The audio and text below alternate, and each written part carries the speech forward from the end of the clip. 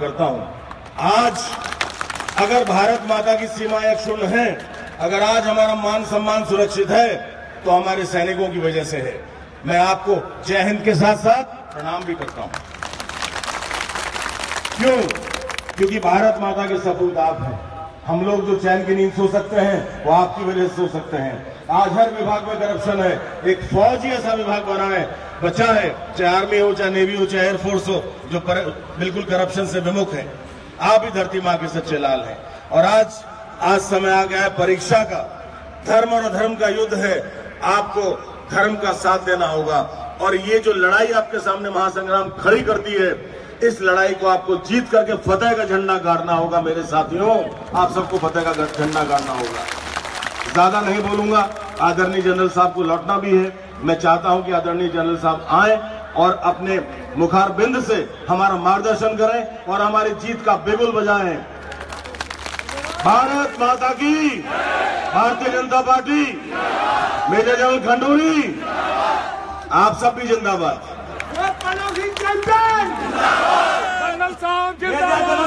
खंडूरी जिंदाबाद, खंडूरी जिंदाबाद,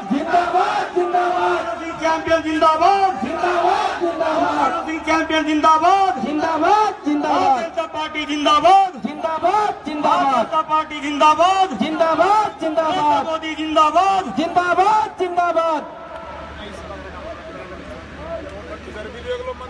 आज के इस कार्यक्रम के अध्यक्ष जी, यहाँ के बहुत योग्य प्रत्याशी, भारतीय जनता पार्टी के प्रत्याशी और आपके लंबे समय से संघर्ष करते हुए कुंवर साहब, मंच पर विराजमान भारतीय जनता पार्टी के वरिष्ठ पदाधिकारीगण और बहनों और भाइयों, सबसे पहले मैं आपसे क्षमा प्रार्थी हूँ, माफ़ी मांगता हूँ। जैसे अभी कुंवर साहब ने बताया, कुछ कारणवश विलम्ब हो गया था और फौजी होने के नाते तो मैं समय से देहरादून चल पड़ा था, लेकिन बीच में कुछ ऐसी परेशानियाँ आ गई कि 1 घंटा मुझे करीब वहाँ पर रुकना पड़ा। आपको अव्यवस्था हुई होगी, तकलीफ होगी, बड़ी संख्या में माताएं बहनें यहाँ पर हैं, मैं सबसे क्षमा चाहता हूँ। आज हम चुनाव के वेला पर यहाँ पर बहनों भाइयों, और उत्तराखंड में चुनाव आपने समय से यहाँ पर कई देख लिए हैं। मैं भी उस चुनाव में शुरू से शामिल रहा। इस चुनाव में एक दो बातें मुख्य हैं जो कि आपको ध्यान में रखना चाहिए। आप हैं जो यहाँ पर उपस्थित हैं, और उसके अलावा जो आप यहाँ पर नहीं हैं उनसे भी आग्रह आपके माध्यम से मैं करना चाहता हूँ। ये देश आज एक ऐसी स्थिति में खड़ा है, मुझे नहीं मालूम, कम से कम मैं अपनी जीवन में ऐसी स्थिति नहीं देखी है जहाँ पर इस प्रकार से अराजकता जैसे देश के अंदर हुई है। हमारे पड़ोसी देश ने हमारे साथ कैसा व्यवहार करते हैं उसकी चर्चा करने का विषय नहीं है, विशेष कर पाकिस्तान। लेकिन बहुत लंबे समय के बाद 10 साल कांग्रेस सरकार यहाँ पर रही है हमारे देश में। उससे पहले थोड़े दिन अटल जी की सरकार रही, किस प्रकार से उसका कार्यशैली रही, क्या उन्होंने किया है, किस प्रकार से पूरा भारत में उसका, उत्तराखंड का भविष्य अच्छा हुआ है, उन सब बातों को याद रखने के लिए मैं आपसे आग्रह करता हूँ। और ये इसलिए आग्रह कर रहा हूँ कि आपको सोचना चाहिए कि कौन सी राजनीतिक शक्तियाँ, कौन सी राजनीतिक पार्टियां हैं जो जब सत्ता में आती हैं तो सत्ता का उपयोग दुरुपयोग किस प्रकार करते हैं। केंद्र में अटल जी की सरकार आपने देखी है, दुर्भाग्य से 10 साल तक कांग्रेस सरकार रही, और पिछले 10 साल में उत्तराखंड का क्या हाल हुआ है। कांग्रेस ने किस प्रकार से उत्तराखंड के साथ ऐसा व्यवहार किया जो सामान्य किसी प्रदेश के साथ नहीं करता, जनता के साथ नहीं करता।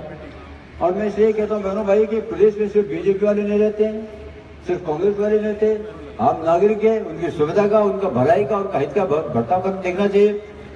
जब प्रदेश बना था, आप सब जानते हैं, उत्तरांचल के नाम से अटल बिहारी वाजपेयी की सरकार ने बीजेपी सरकार से बनाया था, और उस सरकार बनने के बाद जब अटल जी थे, विशेष राज्य का दर्जा उत्तराखंड को दिया था। मैं दोबारा दोहराऊं बहनों भाइयों, उत्तराखंड में सिर्फ वो विशेष राज्य का दर्जा बीजेपी के लिए नहीं था, उत्तराखंड की समस्त जनता के लिए था, जिसमें कांग्रेस के लोग और दूसरे लोग भी थे। विशेष राज्य का दर्जा का मतलब ये होता है कि अगर केंद्र सरकार से 100 रुपया मिलता है तो उसमें से प्रदेश को पूरी छूट होती है, खर्चा करने का पूरा छूट होता है, और प्रदेश के ऊपर बोझ भी पड़ता है। एक किस्म से उसको मदद दी जाती है। बिजली रात का दर्जा देने का यह मतलब होता है। जब तक अटल जी की सरकार रही, थोड़े दिन शुरू में तो कांग्रेस की सरकार रही, वो या आपको मदद मिलती रही। लेकिन दुर्भाग्य से जैसे ही केंद्र में कांग्रेस की सरकार आई और मैं उसमें सांसद था, तो बहुत दुर्भाग्य की बात है कि उत्तराखंड का वो बिजली दाता खत्म कर दिया गया। अब मैं आपके माध्यम से सब लोगों से पूछना चाहता हूँ, उत्तराखंड के लोगों से, तो बिजली दाता का दर्जा कांग्रेस ने क्यों खत्म किया? कांग्रेस के लोग विरोध में थे, उत्तराखंड नहीं बनना चाहिए। कांग्रेस लोग हमको अधिकृत रूप से कहते थे,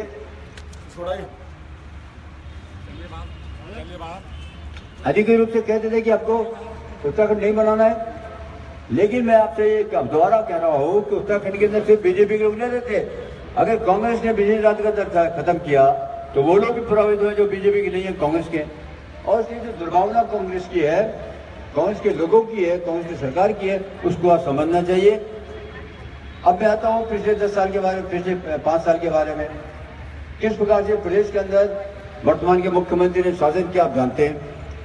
क्या क्या हुआ उनके काम में, कहने में भी शर्म आती है बहनों भाइयों को जैसी चीजें। किस प्रकार से प्रदेश का अपमान किया, किस प्रकार से भ्रष्टाचार हुआ, किस प्रकार खनन हुआ है, किस प्रकार से शराब की बात हुई है, किस प्रकार से गलत चीजें हुई हैं। मैं आपसे प्रार्थना करता हूं और आपसे अपेक्षा करता हूं, और यहाँ के लोग तो, इस क्षेत्र के लोग तो बुद्धिजीवी हैं, समझदार हैं, नजदीक से आपने देखा है कि किस प्रकार से काम होते हैं, क्या होते हैं। और इसलिए अगर आप उस प्रकार का शासन दोबारा चाहते हैं, तभी आप कांग्रेस को समर्थन करेंगे, दूसरी पार्टी को समर्थन करेंगे। आपने दिल्ली में अटल बिहारी वाजपेयी सरकार देख लिया।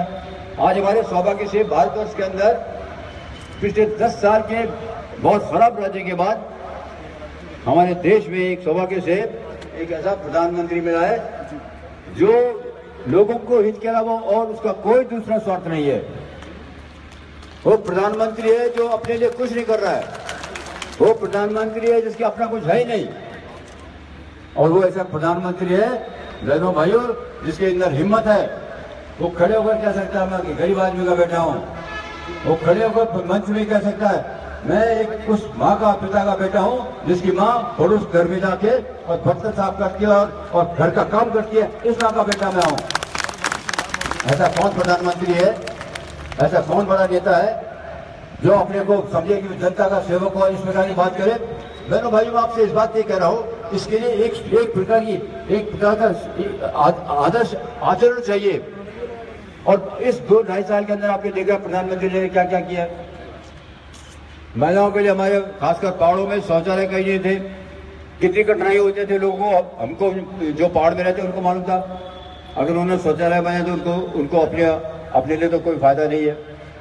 हर एक आदमी को 1 लाख से 5 लाख का बीमा दिया है, लोगों को कितनी सुविधाएं दी है, बैंक में अकाउंट खोले हुए हैं। इतने बड़े बड़े काम किए हैं जो कि पिछले आजादी के बाद अटल जी के समय में कुछ काम शुरू हुआ था, बाकी कांग्रेस ने राज किया उसने नहीं किया। यहाँ पर बहुत सारे लोग सेना के संबंधित लोग हैं। बहनों भाइयों मैं भी सेना का पूर्व सैनिक हूँ। 40 साल लगे मनरेगा पेंशन के लिए, 40 साल, और इसमें अधिकतर कांग्रेस सरकार रही है। अगर उनसे पूछा जाए क्यों आपने मनरेगा पेंशन दिया, और जब दिया चुनाव के समय में कोई घोषणा कर दी पिछले दफे चुनाव में, और सैनिकों को बेवकूफ बनाने के लिए ऐसी रकम दी जिससे कुछ मतलब नहीं था। 40 साल लगे। हमारे प्रधानमंत्री जी ने चुनाव से पहले घोषणा की थी और 1 साल के अंदर अंदर सब लोगों को दे दिया। हमारे पूर्व सैनिक जानते हैं, मैं पूर्व सैनिकों को जानता हूँ उससे कितना फायदा होता है। लेकिन आर्थिक फायदा का मतलब नहीं है। जो आदमी जीवन अपना बलिदान करता है, जो आदमी मेहनत से काम करता है, जो गरीब मेहनत से काम करता है, जो उसको अपने देश के प्रदेश के लिए त्याग करता है, उसको समर्थन करें, उसको सहमति दें और उसको साथ बढ़ाएं। और इसलिए मैं पूर्व सैनिकों से अपेक्षा करता हूं कि उस बात को समझे। और सिर्फ ये पैसे की बात नहीं, देश को गौरव सम्मान करने के लिए बहनों भाइयों हम सब ने देखा सर्जिकल स्ट्राइक किया था। फौजी लोगों को मैं विशेषकर जानता हूं, जो फौजी लोग जानते हैं सर्जिकल स्ट्राइक करना आसान काम नहीं है। क्या मतलब होता है। मैं भी फौज में और क्षेत्र में पुलिस में वगैरह बहुत नौकरी की है मैंने। और आपको मैं याद दिलाना चाहता हूं, आप तो हरिद्वार के बुद्धिजीवी लोग हैं, जरूर आपने टीवी में देखा होगा वहां के रक्षा मंत्री ने टीवी पर आकर कहा, अरे ये हिंदुस्तान वाले हिम्मत क्या है, ये सर्जिकल स्ट्राइक का जरा हमारे क्षेत्र को छेड़छाड़ करके देखें, हमारे पास तो एटम बम है, हम भारत को एटम बम से खत्म कर देंगे, एटम बम चला देंगे। ये धमकी हम उन्होंने दी थी, आपने देखा होगा, मैंने भी टीवी पर देखा। उनके रक्षा मंत्री ने, आम आदमी ने नहीं। और उसके ठीक थोड़ी देर के बाद उनकी डीजल दबकों से डरे नहीं और एक सर्जिकल स्ट्राइक कर दिया। बनो भाई वहां का जो डीजीएमओ बड़ा अधिकारी है, अभी हमारे सौभाग्य से उत्तराखंड के आदमी है। जब मैंने उनसे पूछा, मैं अध्यक्ष समिति का अध्यक्ष हूँ, तो अधिकृत स्वयं ने पूछा क्या क्या बात बताइए, उन्होंने अपने भी उनकी बात सुनी होगी। उन्होंने कहा डीजीएमओ ने, यहाँ के डायरेक्टर जनरल मीटर ऑपरेशन सबसे बड़ा अधिकारी होता है ऑपरेशन का, उसने पाकिस्तान के साथ हॉटलाइन में बात किया और अगले दिन सुबह बताया, मैंने आपकी इस जगह पर ये ठिकाने कर दिए हैं, ये बर्बाद कर दिए हैं, और अगर आपने दोबारा कुछ छेड़खानी की, ऐसे काम दोबारा करेंगे। पाकिस्तान बोलता रहा, पाकिस्तान शर्माता रहा, घबराता रहा, नहीं कुछ नहीं हुआ, ये झूठ बाती है। उनके डीजीएमओ को सबसे बड़ा सैन्यकारी कर अगले दिन सुबह तड़के ही बता देगा, इतने बजे का इतने बजे। ये काम किया क्यों मोदी ने? चुपचाप बैठा रहता। लेकिन उसने संदेश दिया है कि देश के हित में, लोगों को हित में मैं कुछ भी कर सकता हूं, चाहे मुझे पाकिस्तान को कुछ करना पड़े, उनका जवाब, ईद का जवाब पत्थर से दिया जाएगा। भारत माता की, भारत माता की। मेरे भाइयों, मैं उदाहरण आपको इसलिए दे रहा हूं कि उससे चुनाव का कोई संबंध नहीं है, वोटों का संबंध नहीं है। और ये भारतीय जनता पार्टी, खासकर नरेंद्र मोदी काम में, हम वोटों के लिए काम नहीं करते हैं। भारतीय जनता पार्टी जो देशभक्ति वो करती है, इतने बड़े बड़े काम कर रही है। अभी नोटबंदी की बात आई, हम लोग यहाँ पर बैठे, हम लोगों को तो किसी का तकलीफ नहीं है। कुछ पार्टियां हैं, कुछ के बड़े नेता आप जानते हैं, कमरे के कमरे, मकान के मकान, 2-2, 4-4 बिल्डिंगें नोटों से ही भरी हुई है, कोई नोट नहीं खाली नहीं थे। चुनाव के समय में कोई पैसा बांटते थे, आज सबको आपदाई भी है, किसी के पास पैसा नहीं है। और इसलिए नोटबंदी का काम करना जो है, मैं आप समझता हूँ, ये फर्जी नोट बनते थे, फर्जी नोट बाहर भी छपते थे, और जो लोग कहते हैं कि सरकार ने गलत काम किया, उसका नतीजा भी देखे। और एक नतीजे का उदाहरण मैं आपको देता हूँ, आप लोग सब लोग जानते हैं, बुद्धिजीवी हैं, अखबार पढ़ते होंगे, खबर देखते हो, श्रीनगर में, जम्मू कश्मीर में हर दिन, हर रोज इतवार को मिला के पत्थरबाजी होती थी फौज की गाड़ियों के ऊपर, और फौज का गुट डूब जाता था, पत्थर मारते थे, चीजें तोड़ते थे और लड़ाई करते थे। रोज कई महीनों से चल रहा है, हर रोज ये काम होता था। बहुत कोशिश की गई कि उनको रोका जाए, नहीं रोके। जिस दिन नोटबंदी हुई, उसके 2 दिन बाद वो सामान्य बंद हो गए। अब आप ये बताइए कि नोटबंदी का और पत्थर फेंकने का क्या मतलब है? जो बहनों भाई, नोटबंदी सिर्फ जिनके कमरे बड़े बड़े नेताओं बड़े थे उन्हीं के नहीं है, वहां से जो नोट छापे जा रहे थे, फर्जी नोट छापे जा रहे थे, वहां का एक तरीका बन गया था। हर रोज पाकिस्तान के एजेंट आते थे, 100-200 लड़कों को कहते थे हजार के नोट फेंको और जाओ पत्थर फेंको, और 2 घंटे पत्थर फेंकेगा, 1000 रुपए कमा देते थे। अगले दिन से बंद हो गए। तो नोटबंदी का जो एक बात है, ये एक हल्की बात नहीं है, ये दूरगामी निर्णय लिए जाते हैं और देश हित में लिए जाते हैं। ये किसी के राजनीतिक दृष्टिकोण से नहीं लिए जाते। लेकिन कांग्रेस वाले तो और दूसरे लोग तो करते नहीं। बड़े बड़े पार्टी को आप जानते हैं, नेताओं का नाम लेने की जरूरत नहीं, किन के घर में कितने कितने पैसे जमा हुए हैं। और इससे जितने भी निर्णय लिए जा रहे हैं मोदी गवर्नमेंट से, जितने बहुत बड़े, मैं उनका विस्तार से वर्णन नहीं कर सकता, क्योंकि जैसे अभी गौर साहब ने बताया, मुझे एक और मीटिंग में जाना है, उसके बाद समय की सीमा होती है, उसके बाद प्रचार नहीं कर सकते। तो इसलिए बहुत बड़े बड़े काम किए। तो मैं चाहे फौजी हो, फौजियों के लिए, चाहे गौर फौजी हो, देश के हित वाले हो, मैं आपसे प्रार्थना करना चाहता हूँ कि आज नरेंद्र मोदी के जो केंद्र में है, बहुत अच्छे काम कर रहे हैं, और प्रदेश के अंदर जिस प्रकार काम हुआ 5 साल का, उसका ध्यान रखिए। भारतीय जनता पार्टी की सरकार प्रदेश में आएगी तो केंद्र सरकार और प्रदेश की सरकार मिलजुल कर बहुत सारे बड़े बड़े काम करने वाले हैं। इसमें कोई शंका नहीं है, अच्छे काम करने हैं, जनहित वाले काम कर ले, और उसको सीधा फायदा जनता का होगा। इस वजह से आप हम तो भारतीय जनता पार्टी के कौन साहब के ये बहुत मजबूत आदमी है, दिखने भी मजबूत है, काम में भी मजबूत है।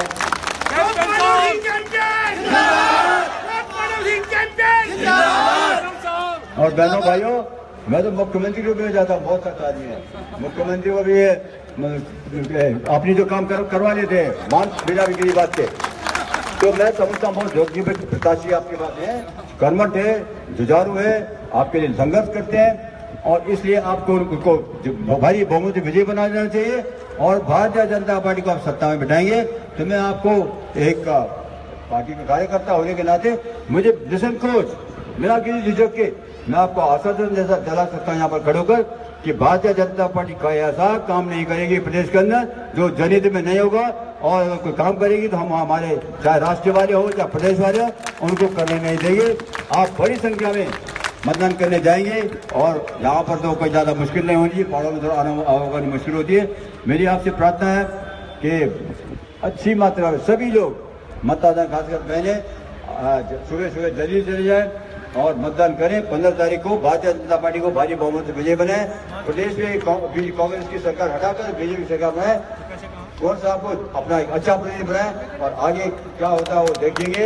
लेकिन कुंवर साहब एक बहुत मजबूत आपके प्रतिनिधि होंगे और जो कि व्यक्ति है लंबे समय से विधानसभा में अच्छा काम करेंगे और आप लोग अच्छा सेवा करेंगे। मैं फिर आपको शुभकामनाएं देता हूँ, देरी जाने की क्षमा प्रार्थना करता हूँ और देश के हित में और प्रदेश के हित में भारतीय जनता पार्टी का इस प्रदेश में दोबारा आना बहुत आवश्यकता है। कांग्रेस ने बहुत अन्याय किया है, बहुत गलत काम किए हैं। मैंने ज्यादा अभी हरीश रावत जी के विशेष उनके कारनामों पर चर्चा नहीं यहाँ पर नहीं की है क्योंकि आप लोग अच्छी तरह जानकारी है और अभी भी हरीश रावत जी भी दो जगह से चुनाव लड़ रहे हैं। मुख्यमंत्री ऐसे करते नहीं है, इतना वो घबराए हुए हैं कि अपने कुकर्मों से कि एक जगह से भी चुनाव लड़ने के लिए तैयार नहीं है। अभी मैं कितना आया हूँ वहाँ पर भी वो लड़ रहे हैं, हरदौर में भी लड़ रहे हैं, कांटा लड़ रहे हैं। तो आदमी को दिखता है कि अपने ऊपर विश्वास नहीं है और इसलिए आप लोग भारतीय जनता पार्टी को अपना समर्थन देंगे। ये पार्टी के हित में तो वही है लेकिन देश के हित में प्रदेश के हित में है, ये मैं आपसे प्रार्थना करता हूँ। आप सबको बहुत बहुत धन्यवाद। जय भारत, जय उत्तराखंड।